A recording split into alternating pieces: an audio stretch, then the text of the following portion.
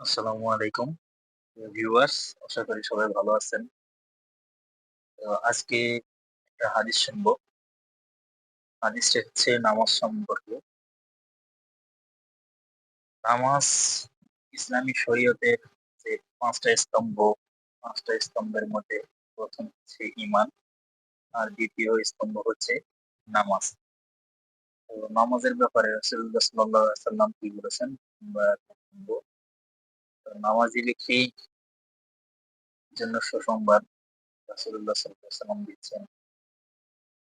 তো কথা না বাড়িয়ে আমরা শুরু করব।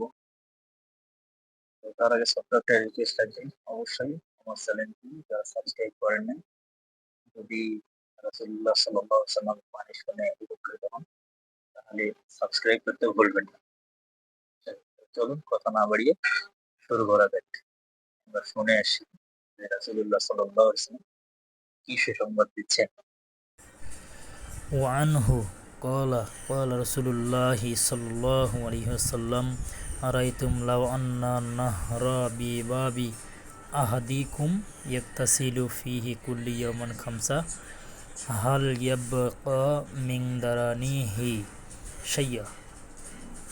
قالوا لا يبقى من دراني شيء قال فذلك مثل الخمس ইয়ামহুল্লাহু বিহিন্নাল খতিয়াহ।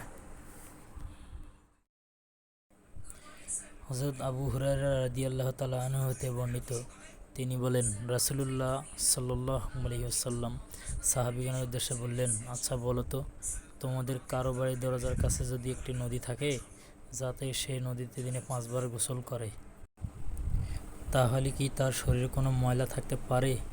সাহাবীগণ উত্তরে বললেন, না, কোনো ময়লা থাকবে না। তিনি রাসূলুল্লাহ সাল্লাল্লাহু আলাইহি ওয়াসাল্লাম বললেন, এই দৃষ্টান্ত হলো 5 ওয়াক্ত সালাতের। এই 5 ওয়াক্ত সালাত আদায়কারীর গুনাহসমূহ আল্লাহ ক্ষমা করে দেন।